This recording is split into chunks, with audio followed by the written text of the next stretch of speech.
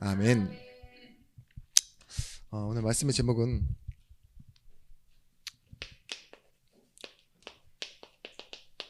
복 있는 사람이 가진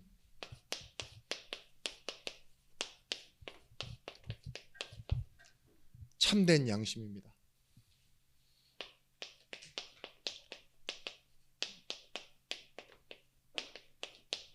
마태복음 5장 1절에서부터 12절 말씀.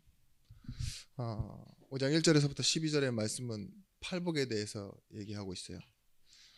그 전에 우리가 오늘 일부 말씀을 조금 연결해서 보면 로마서 8장 26절에서부터 27절 말씀에 예수 그리스도께서 지금 보좌에서 하시고 계신 일이 무엇입니까? 히브리서 기자는 이렇게 설명합니다. 중보자의 역할을 하고 계신다고. 구약의 대제사장들이 1년에 한 번 대속죄일에 동물의 피를 가지고 인간의 죄를 속죄했던 그 내용처럼 예수 그리스도께서는 뭐예요? 자신의 피로 단번에 영원한 지성소로 들어가서 지금 그 보좌에 앉으사 하시는 게 뭐냐? 하나님과 우리 관계에서 중보자 되는 역할을 하신다고. 근데 어디에도 그런 종교에서 말하는 것들이 없습니다. 예수 그리스도께서 뭘 하시느냐? 사람, 우리를 놓고 기도하신대요. 어떤 것이냐? 우리에게는 연약함이 있는데 마땅히 기도할 바를 알지 못하기 때문에 말할 수 없는 탄식을 가지고 하나님이신 예수님께서 우리를 위해, 나를 위해 지금 기도하고 계시다고 말해요. 보세요. 왜 기도를 못하느냐? 우리가 인생이 무엇 때문에 만들어졌는지 그 인생의 주제를 알지 못해요. 성경에서만 그 얘기를 하고 있습니다. 인간은 하나님의 형상대로 만들어졌고 하나님과 함께 할 때 행복한데 그것 외의 것을 가지고 기도하려고 하면 내 인생의 기도가요 자꾸 필요한 것만 구하게 돼 있어요. 내 상황을 가지고 아니면 세상에서 말하는 평균과 어떤 것만 가지고 기도하게 돼 있는데 그걸 가지고 우리가 기도할 줄 모른다라고 말해요.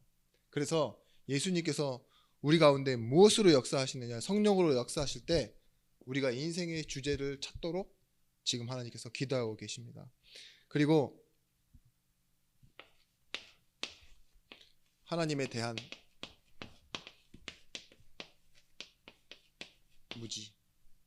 무식하다 이거예요.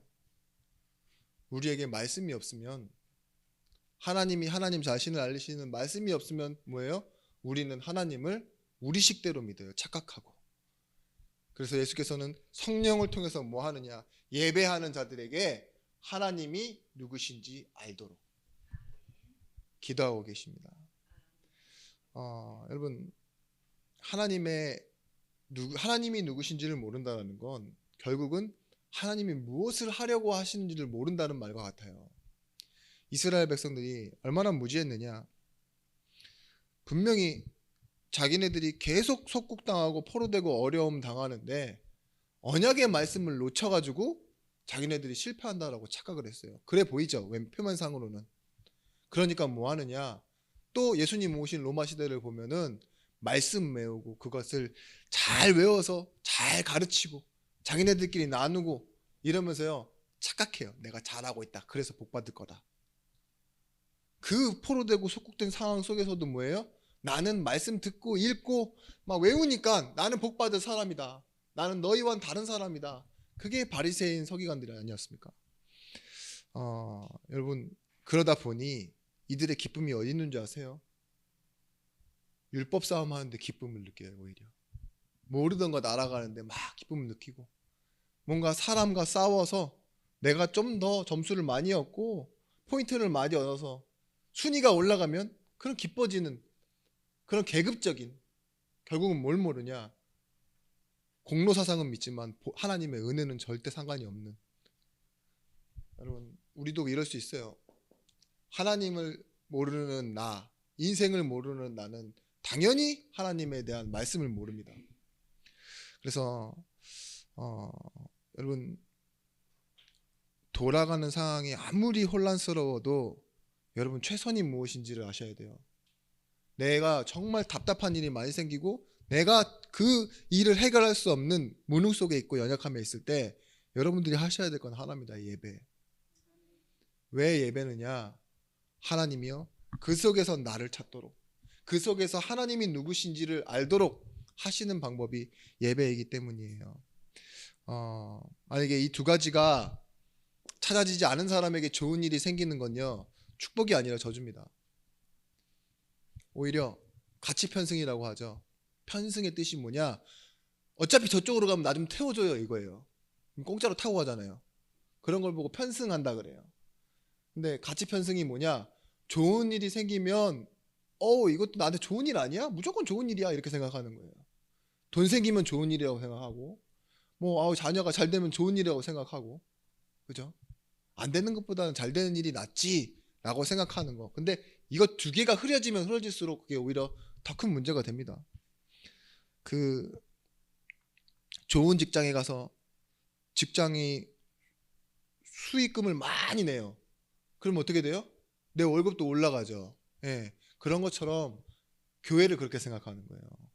교회가 잘 되면 내가 잘 된다고 착각하는데 그렇지 않습니다. 내가 잘 돼야 교회가 잘 되는 거예요, 사실. 하나님 보시기에는 나를 잃어버린 채 교회만 계속 돌아다니는 그런 종교 행위가 내가 잘 되는 게 아니라고요. 여러분이 기도할 때 찾아내셔야 될 게 말씀에서요, 나를 설명하는 언어가 있으셔야 돼요. 바울은 뭐래요? 나는 죄인의 괴수라고 얘기해요. 성도 중에 작은 자, 사도 중에 작은 자, 지극히 작은 자라고 얘기했다가 마지막에 말해요. 나는 죄인 중에 괴수다. 왜 그렇게 말할 수 있어요? 그게 자의식이에요. 하나님 말씀 앞에. 처음에는 내가 사도 중에 작은 자라고 말했다가 성도 중에 작은 자라고 말했다가 왜 시간이 갈수록 나는 줄어들고 왜 하나님은 더 높아집니까? 알아가는 게 달라지는 거예요. 점점. 사람을 쟤는 싫어, 쟤는 안 돼, 나도 안 돼 이렇게 말하던 바울이요, 나중에는요 흑인 여자를 보고도 어머니라고 불러요. 그게 가능한 일입니까? 나중에 더 말씀드릴게요. 그 시대에는 불가능한 일이에요. 무엇이 가능하게 합니까? 감옥에서 만난 그 죄수를, 간수장을 똑같이 예수 믿게 하고, 그죠? 믿고 맡기고, 여자를 그 로마서를 쓰셔서 베베가 가가지고 복음을 전하잖아요. 로마서 안에서 그 로마 교회를 돌면서 그런 일을 부탁할 수 있는 사도가, 바울은 사도니까 그 사도의 역할을 누군가에게 맡기는데 그게 제자라니까요. 자기가 보이기에 제자. 돌을 맞았는데 뭐예요? 이거는 사인이다. 그만하라는 사인이다. 손 털고 나와야 되잖아요. 근데 뭐 하죠? 다시 들어가서 디모데를 또 만나고. 어떻게 이런 일이 생기죠? 꿈 한번 꿨다고 방향을 바꿔서 마게도냐로 내려오고, 이게 어떻게 가능하냐고요. 자신을 하지 않고 하나님 앞에 나를 세우는 방법이 있으면 가능합니다. 제가 여기서 말하는 그 나를 설명할 단어는 뭐냐? 그 2008년이에요. 12월에 나온 인간극장에서 나온 얘기인데, 니콜슨 부부 얘기. 이 두 부부가 미국인이지만 둘 다 시각장애인이에요. 근데 둘이서 결혼을 했어요. 시각장애인끼리. 이 사람들은 세상을 본 적이 없어요. 선천적 장애인이라. 근데 입양을 했습니다. 아이들을 입양했어요. 그 입양하기 위해서 엄청난 많은 노력을 했어요. 허가를 내주지 않으니까. 정상인도 아이를 한 명 키우기 힘든데, 어떻게 장애인이 아이들을 키우겠냐. 근데 그 중에 4명을 입양했는데 4명이 다 한국인, 4명이 다 시각장애인. 그 한국인 시각장애인 4명이 입양된 거예요. 그러니까 인간극장에 나갔겠죠. 근데 그 막내 세라라는 이 여자 이름, 한국 이름 신강미 씨인데 20대가 넘었어요. 이제 와이 때 불러 갔다 20대가 된 그때 이제 촬영이 시작된 거예요. 근데 이 신강미 씨가 맹인인데 자폐까지 있네. 20살이 넘어서도요, 머리에 뭘 쓰고 다니느냐? 바가지 같은 그 하이바 있죠. 안전모를 쓰고 돌아다녀요. 왜냐면 그 부모들이 보이지도 않지만 이 아이가 어디 저기 여기저기서 막 부딪히고 다니는 걸 보는 거죠. 자폐가 있는데 눈까지 안 보여 보세요. 어떻겠어요? 제가 제일 속상했던 부분이 뭔지 아세요? 아빠가 이 맹인 아빠가 이 신강미 씨가 소리 지르는데 뛰어가서 끌어안아요. 완전 인종도 다른데 그 아빠가 다 끌어안는데 그때 이 신강미 씨가 밥그릇을 뒤로 확 집어 던지는데 밥풀이 하늘에서 별빛이 내린다 이렇게 해가지고 쫙 떨어지더라고요. 근데 저는 그런 거예요. 걱정이 되는 거예요. 저 사람이 저 밥풀 어떻게 주워? 그죠? 집안 곳곳에 다 흩어져서 썩겠네 이 생각이 딱 드는 거 있잖아요. 다 시각장애인인데 근데요 전 뭘 봤냐 이 우리가 이런 거예요. 자폐처럼 나 못 보고 모르니까 그냥 막 소리만 질러대는데 알아요. 하나님은 이 언어가 나한테 없다라는 거죠. 그렇지만 그걸 가지고 찾아내세요.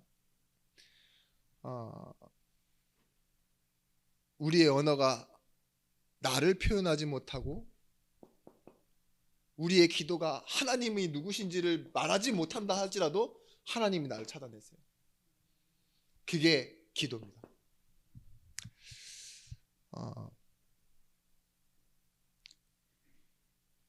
오늘 이 1분 말씀처럼 하나님께서요 우리의 어떤 기관을 회복시켜 놓았다고 했냐? 하나님 말씀에 반응하는 양심이라는 기관을 회복시켜 놓았다고 했어요. 주 예수의 보혈로 우리의 심령, 영혼을 회복시켜 놓고 양심을 회복시켜 놓는데 이때 우리가 뭘 회복하느냐? 예배를 통해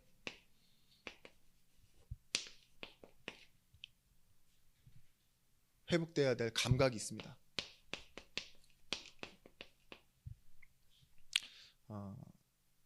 여러분 이 얘기처럼 인생과 하나님에 대한 그리고 그 하나님에 대한 단어를 우리에게 주실 때 어디서 찾아내게 하시느냐? 예배예요, 예배. 구약에서는 제사였고 동물 죽여서 드리는 게 무슨 의미입니까? 물어볼 수 있었죠. 근데 그게 아니에요. 이건 결국은 예수 그리스도를 통해서 개혁되고 그것이 뭐예요? 예법이라고 했어요. 예법. 근데 새 언약을 우리 안에 주셨다고 했어요. 다시 한번 말씀드립니다. 우리가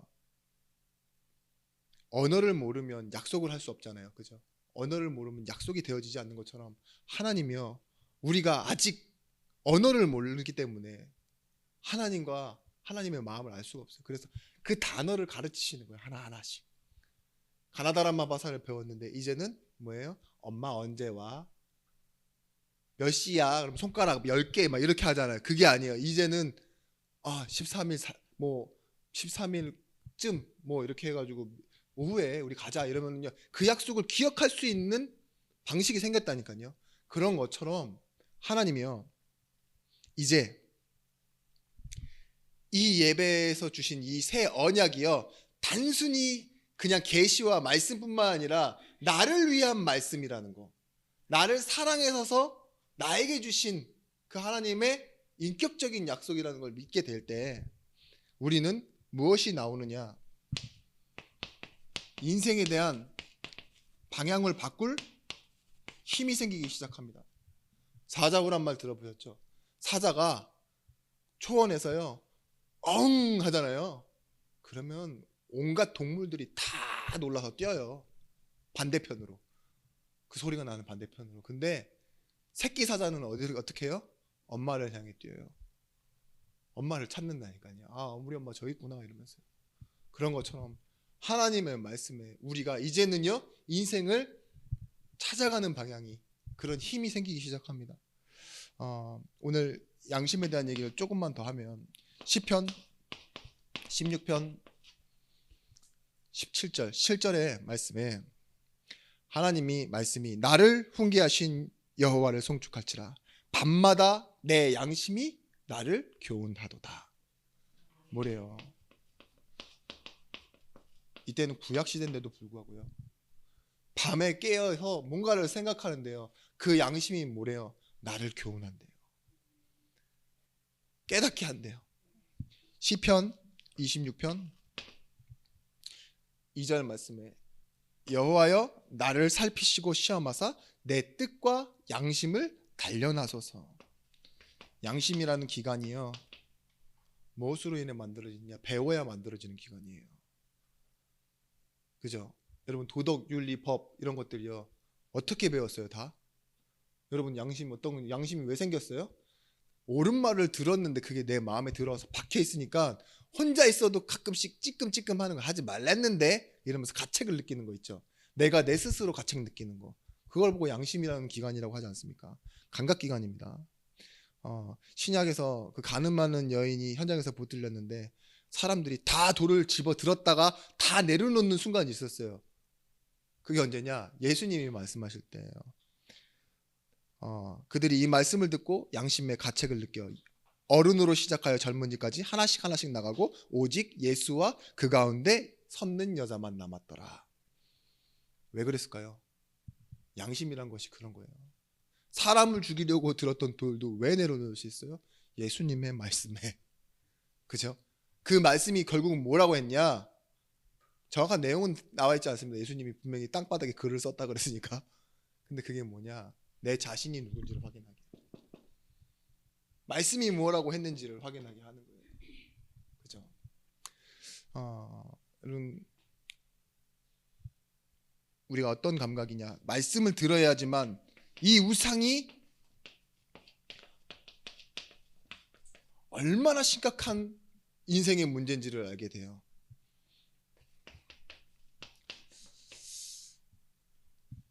고린도전서 8장 7절 말씀. 그러나 이 지식은 모든 사람에게 있는 것은 아니므로 어떤 이들은 지금까지 우상에 대한 습관이 있어 우상의 제물로 알고 먹는 거로 그들이 양심이 악하여지고 더러워졌느니라.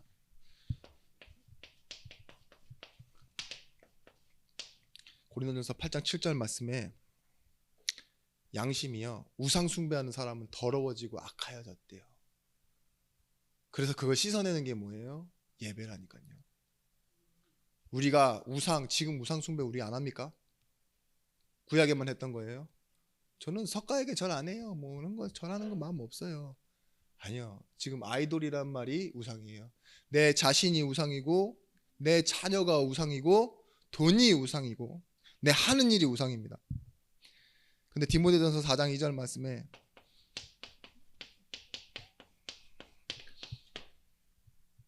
뭐예요? 자기 양심이 화인을 맞아서 외식함으로 거짓말하는 자들이라. 화인 맞다. 인두를 지졌다 이거예요. 양심을. 여러분, 화인 맞다라는 말을 바깥에서도 쓰는 말이에요. 성경에만 나와 있는 말이 아니라 이걸 불로 화상을 입으면요, 감각기관의 신경계가 다 마비가 돼서요, 그 불로 지져진 자리는요 바늘로 찔러도 감각이 없대요. 그러니까 뭐예요? 통점이 없다 이거예요. 여러분들이 입으로 하는 어떤 말이 어떤 영향을 주는지 몰라요. 왜냐? 나는 통증이 없어요. 그게 소시오패스, 사이코패스 뭐 이런 거잖아요. 상대방이 막 이렇게 막 고통스럽고 막 슬퍼하고 막 이러는데 그걸 보고 뭐래요? 웃는다고 생각해요. 자기가. 그게 사이코패스거든요. 아까 전에 알프스 소녀 권사님, 알프신 소녀라고. 네. 이해가 되시나요? 양심의 화인마다는 말. 그래요. 세상 사람들이요, 이 화인 맞은 이 양심은 그냥 단순히 도덕 윤리적인 양심이 아니라 말씀에 들어가는데 반응이 없어요. 무통. 내가 죄인이구나 깨달을 수 있는 그게 없는 거예요. 은혜를 모르는, 우상을 섬기는 사람들이 그렇습니다. 여러분, 성경에서는 이 사람을 돕는 자, 성도와 함께 동역할 사람을 뭐라고 말하고 있냐? 디모데전서 3장 9절 말씀에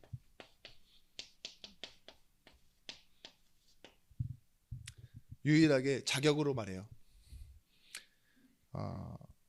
깨끗한 양심의 믿음의 비밀을 가진 자라야 할지니 교회 일꾼을 세울 때요, 안수 집사, 장로, 뭐 어떤 자격을 가진 목회자들을 세울 때 하나 본 게 있어요. 깨끗한 양심이 있어야 된다. 무엇이 옳은지를 알고 있는 사람이어야 되는데, 여기에 플러스 뭐가 있어야 되느냐? 말씀의 비밀을 가진 자.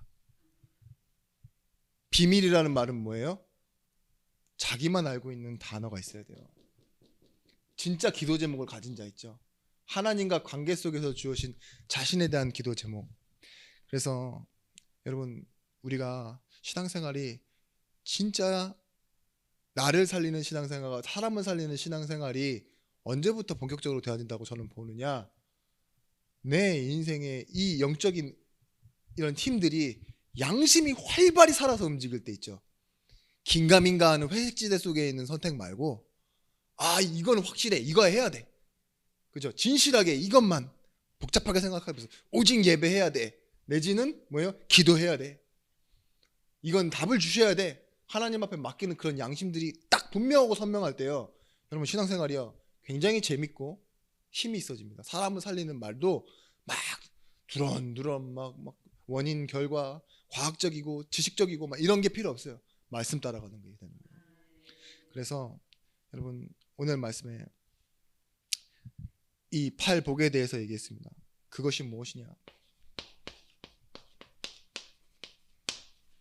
여러분, 하나님께서요 기복이 아닌 하나님이 당연히 주시는 축복이 있어요. 관계에 의해서 주시는 축복. 이것이요 여러분에게 세팅되어지는 거예요. 어떠한 복이냐?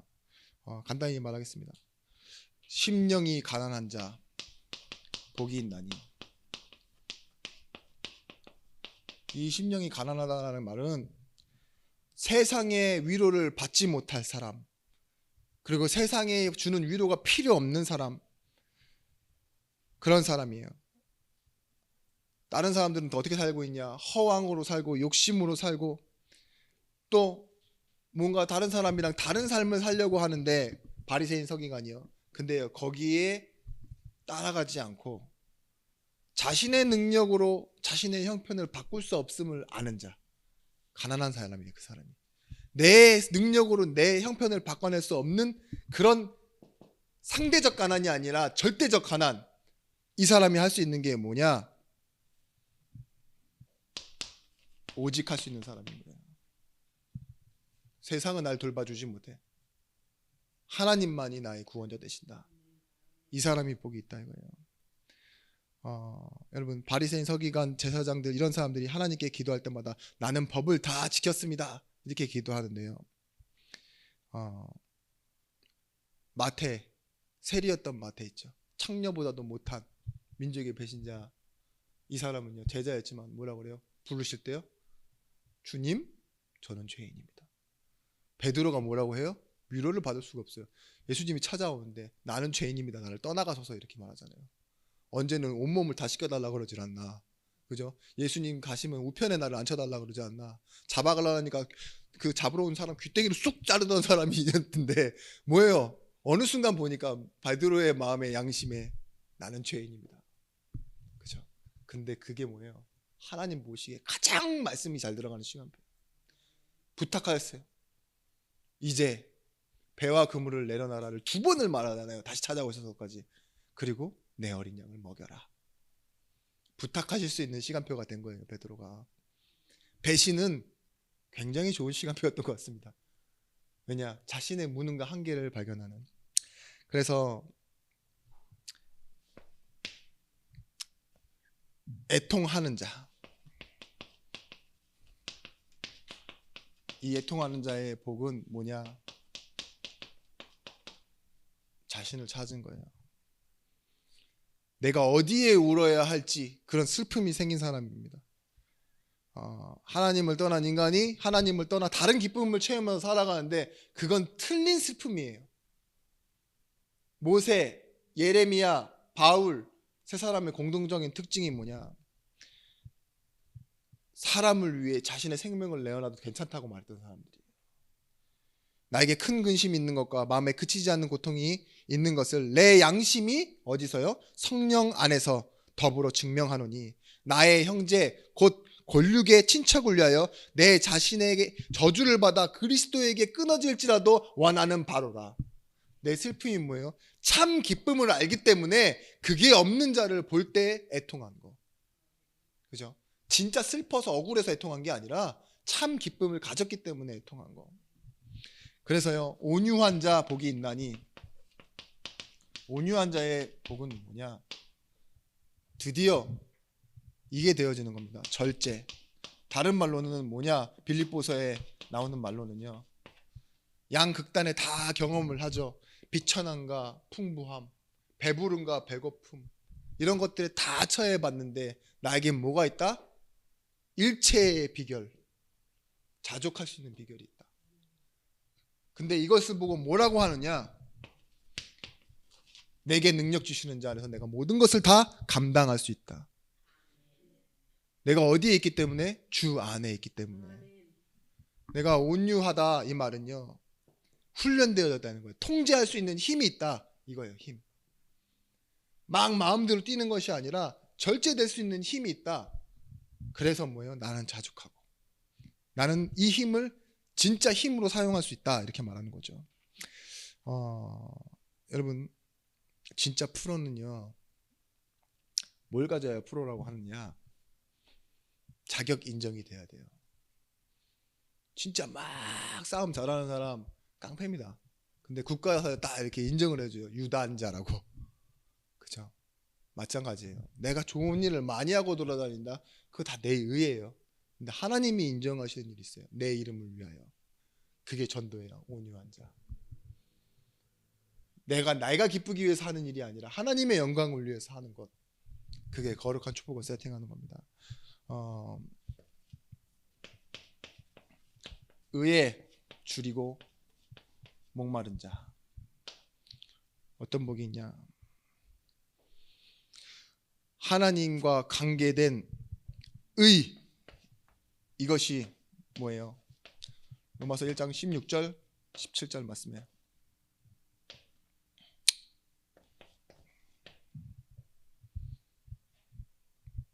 복음에 나타나는 거예요. 복음에는 하나님의 의가 나타나서 믿음으로 믿음에 이르게 하나니, 기록된 바 오직 의는 믿음으로 말미암아 살리라. 근데 이 의를 알기 때문에, 복음을 알기 때문에 이게 없으면 안 된다는 걸 알고, 그죠? 세상이 말하는 도덕적인 의, 뭐 사회적 정의 많이 있지만, 관계가 있지만 복음의 의, 절대 정의롭지 못한 인간의 의는 뭐냐? 로마서 3장 10절의 말씀에 말하고 있습니다. 그것이 뭐냐? 모든 사람이 죄를 범하였음에 하나님의 영광에 이르지 못하더니. 죄의 결과는요, 뭐예요? 그 죄 때문에 영광으로 갈 수 없다, 미치지 못한다예요.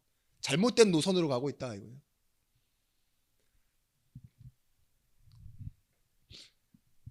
그래서 우리는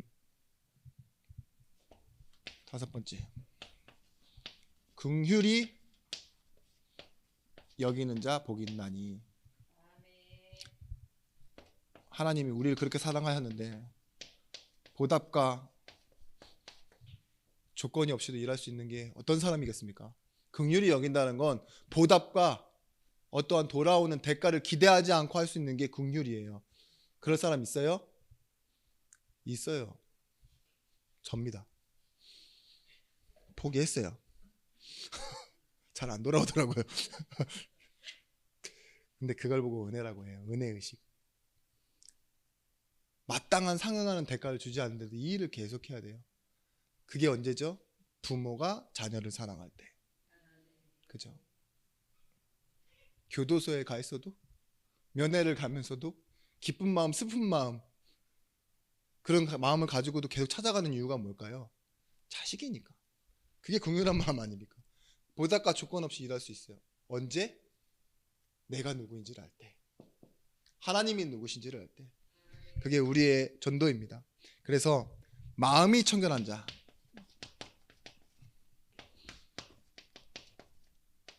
그 말은 거짓말하지 않고 위선되지 않은. 마지막으로 7번, 8번까지 있구나. 화평케 하는 자. 하나님이 우리를 어떤 직분을 주셨냐? 화평케 하는 직분을 주셨다 그랬어요. 그래서 우리가 평안을 먼저 누리고 더불어 하나님이 보는 것을 보는 사람이 되어지는 겁니다. 그래서 의를 위하여 박해를 받는 자. 우리는 어디에 있느냐?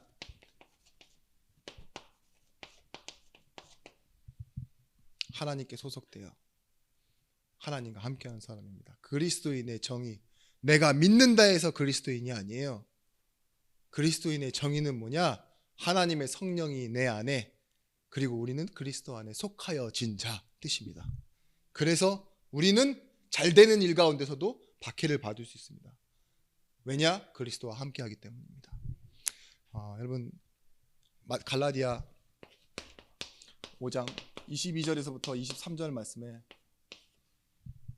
말하고 있어요. 성령의 열매를 맺게 될 거라고. 사의와 오자 양충원절.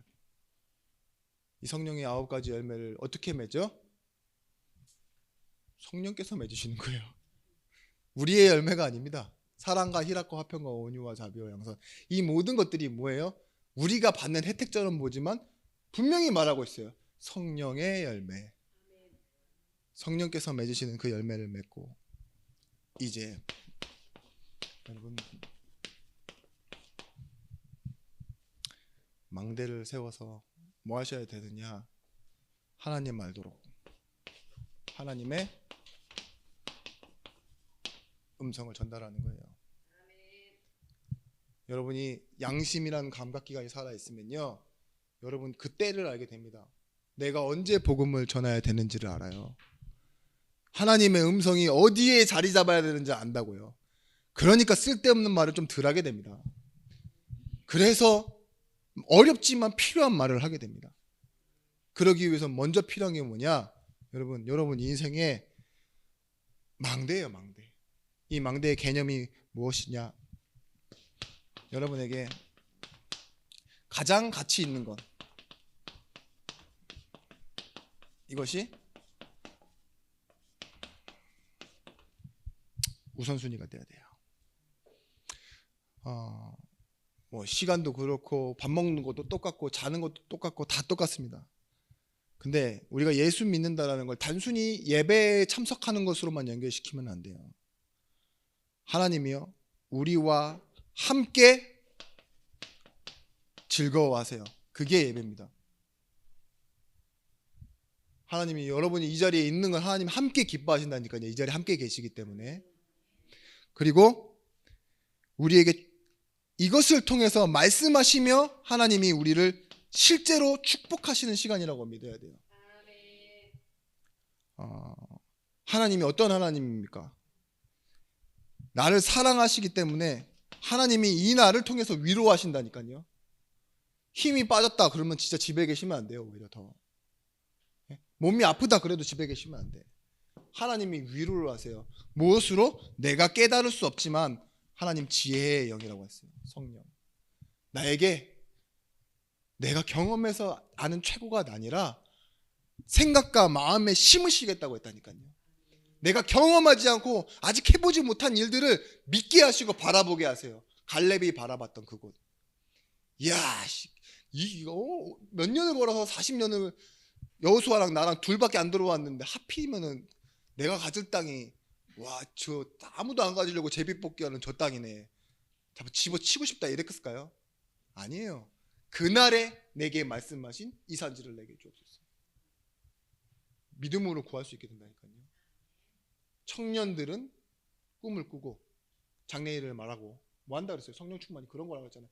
알지 못하는 것을 알게 되어지는 하나님의 은혜가 오는 것입니다. 여러분, 그래서요, 여러분들이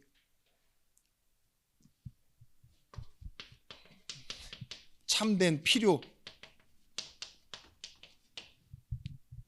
이걸 모르면요, 상대적 필요를 가져요. 남이 가지고 있는 거 다 갖고 싶고, 그저 그래야 공평하신 하나님이라고 말하고 싶고, 나 남에게 있는 건강 있지 않으나, 남에게 있는 뭐 돈과 재물 없으나, 지식 수준 없으나, 뭐래요? 나 남에게 있는 것 있으니 이거 찾아내야 되거든요. 비밀. 여러분, 우리의 생각과 마음과 영혼, 거기에 하나님께서요 기도의 제목을 주시는데 그것이 나를 지킵니다. 기도로서 내가 나를 지키는 게 아니라 기도가 결국은 나를 지킨다니까요. 그런 시간에 응답이 와야 됩니다. 작은 일이 기도하는데 어떻게 되어지느냐? 중요한 일로 바뀝니다. 왜냐? 하나님이 그 기도에 응답하시는 시간이 있거든요. 여러분 이 망대는 결국은 뭐냐? 영적인 성숙과 기다림이라는 응답이 옵니다. 에베소서 4장 14절 말씀. 이는 우리가 이제부터 어린아이가 되지 아니하여 사람의 속임수와 간사한 유혹에 빠져 온갖 교훈의 풍조에 밀려 요동하지 않게 하려 함이라. 어떤 일에 흔들리지 않으며 낙심하지 않으며 교만하지 않는 제자는 뭐냐? 수많은 인생의 교훈들이 나를 흔들어 댑니다. 저 맞는 말, 이 맞는 말, 배운 사람의 말, 가진 사람의 말들이 얼마나 나에게 자극이 되고 두려움이 됩니까? 근데 그때예요. 뭐라고 하느냐? 어린아이 같지 않게 돼요. 속임수와 유혹에 빠져 요동하지 않는다고. 한국말로 뭐죠? 요동하지 않는다? 지랄하지 않는다 이 소리죠. 흔들리지 않는다. 이게 지랄을 떤다 그러잖아요. 오죽 많이 졸고 계시면 제가 이런 말을 해야 되는지 모르겠습니다만 내 영혼 평안해. 내 영혼 평안해. 흔들리는 이 세상 속에 이 뱃속에서 내 영혼 평안해. 이렇게 고백하실 수 있는 여러분들이 되셨으면 좋겠습니다. 그래요. 예배가 점점 짧아지고 있어요. 그거 알고 계시죠? 더 짧게 하겠습니다. 근데 그만큼 여러분 기도를 많이 해주시고 집중해 주세요. 바울은 어떻게 기도했습니까? 에베소서 3장 16절.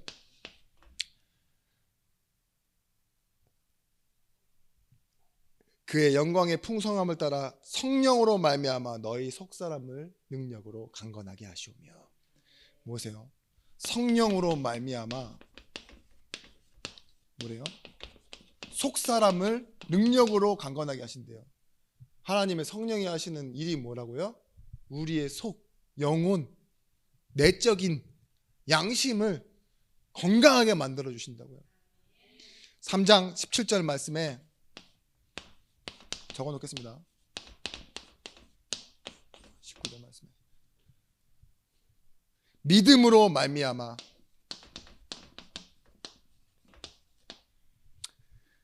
17절 말씀. 믿음으로 말미암아 그리스도께서 너희 마음에 계시옵고 너희가 사랑 가운데서 뿌리가 박히고 터가 굳어져. 믿음이 결국은 우리 속사람 안에서 또 어떤 일을 하냐? 그리스도로 말미암아 뿌리를 내린대요. 그래서 우리가 자라나게 되어지고 열매 맺게 되어지는 겁니다. 마지막으로 3장 18절 말씀, 19절 말씀에 능히 모든 성도와 함께 지식에 넘치는 그리스도를 알고 그 너비와 길이와 높이가 어떠함을 알아 하나님의 모든 충만하신 것으로 너희에게 충만하시기를 구하노라. 하나님은 능하신 분이에요. 못하실 분이 없는데 그것을 가지고 충만하신 하나님이 우리에게 충만하시기를 원하고 구한다고. 여러분 이런 일들이 여러분에게 있는 이 맞닥뜨린 현실적 슬픔과 만나 어떻게 돼요?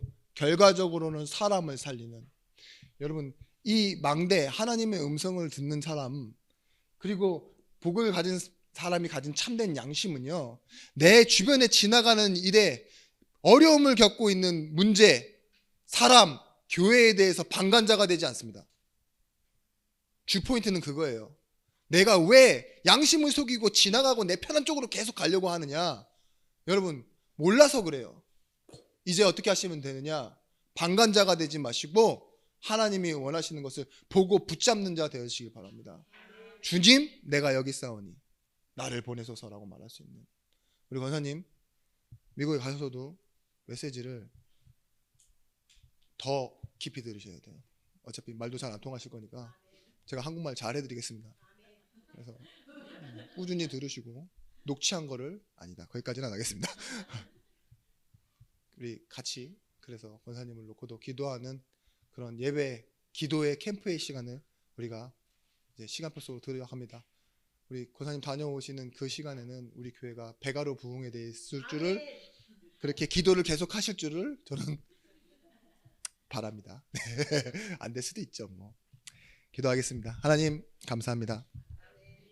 성령의 인도를 받게 하시고 정말 성령으로 말미암아 우리의 속사람이 강건하게 하시고 믿음으로 말미암아 그리스도가 우리 안에서 뿌리 내리게 하여 주옵소서.